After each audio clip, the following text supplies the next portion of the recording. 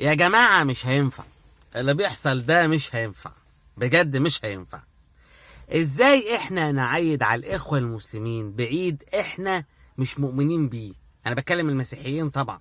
ازاي يا جماعة؟ ازاي شهر رمضان الكريم ده احنا مؤمنين بيه؟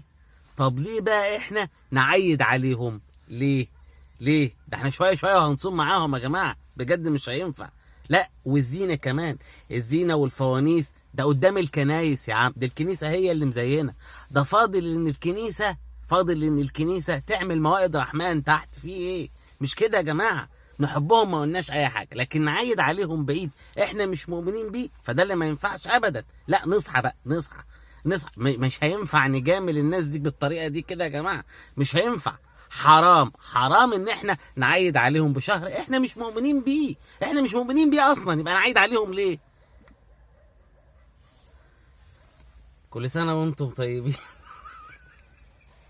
كل سنة وانتم طيبين. معلش فانوس صغنن. شاشة صغيرة.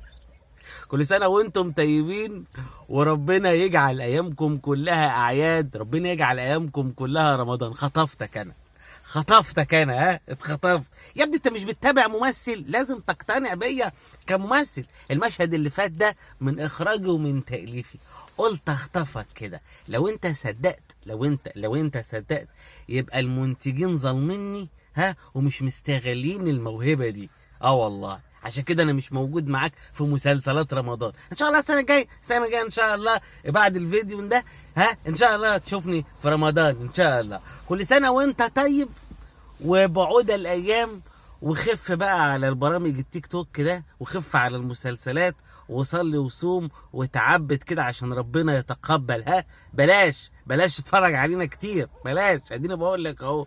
كل سنه وانتم طيبين حبايبي واخواتي في كل حته وفي كل مكان. معيش فانوس صغير، محدش جاب لي السنه دي. السنه اللي فاتت كان في فوانيس بتجيلي، دلوقتي لا. ماشي مش مشكله الفوانيس، المهم بلح الشام بقى والكنافه والقطايف بس يجوا صيامي عشان احنا كمان صايمين. شفت الصدف. كل سنه وانتم طيبين، وربنا يجعل ايامكم كلها اعياد. خطفتك انا، يلا خطفتك خطفه، يلا.